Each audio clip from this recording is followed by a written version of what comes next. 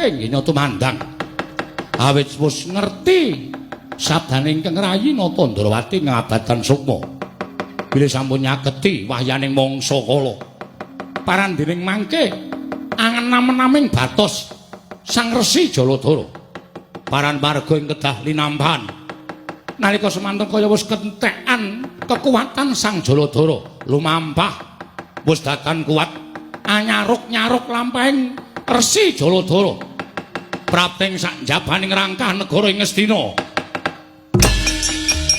Oh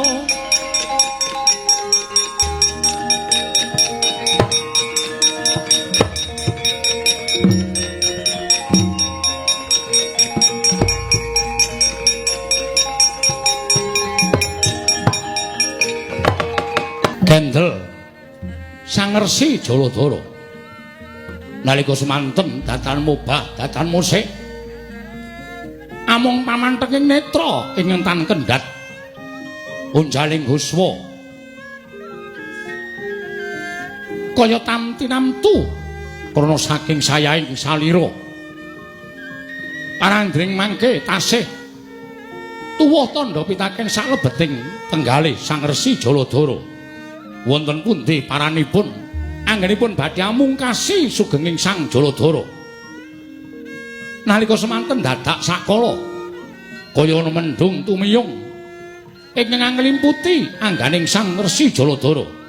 Dumawah jawah dres angin lesa sanempuh angganing Resi Jaladara.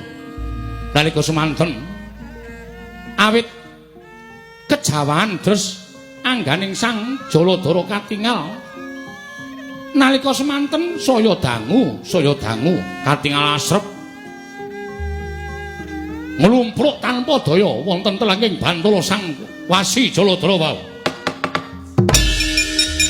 Oh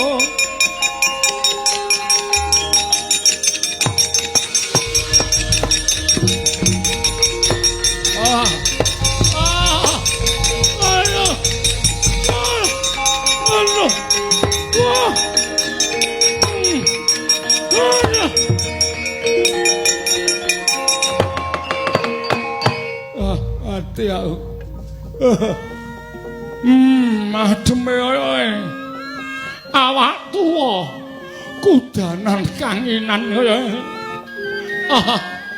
ayo ora kuat rasane lha aku kok dadi gigilen kaya ngene piye iki.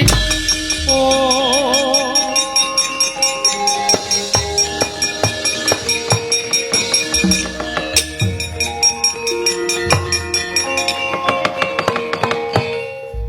dangu Sang Resi Jaladara ngraosaken sakit sarandunging hangga krana raga ing wis keladuk yuswa kejawan katrak ing maruta mila sedakep ing pangajab supados sakmangke boten kraos asrep parandene samangke ngraosaken saya asrep ingkang sekawit sambat-sambat saya dangu ical pesambating Sang Jaladara amung kantun netra ingkang lon-lonan tingkem lon-lonan saya tingkem dadya dipet netraning Wasi Jaladara sareng lan oncating sukma manjing ana ing tepet suci. Oh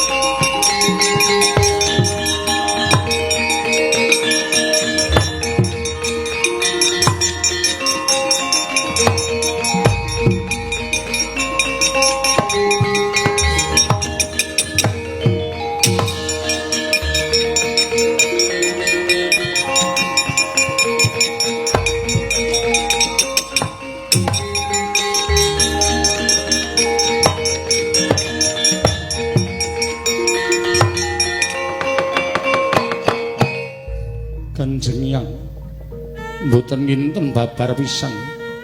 Bilih menapa ing dipun ngendikaken Kanjeng Hyang Durawati sedaya kelampah Kanjeng Hyang ingkang wayah namung saged jumurung donga. Mugi-mugi paduka Kanjeng Hyang pinaringana swarga Nurkastuba. Nggih Kanjeng Hyang. Sembah kula ingkang nderekaken jengkar paduka manjing ana ing Amamancat. Nggih.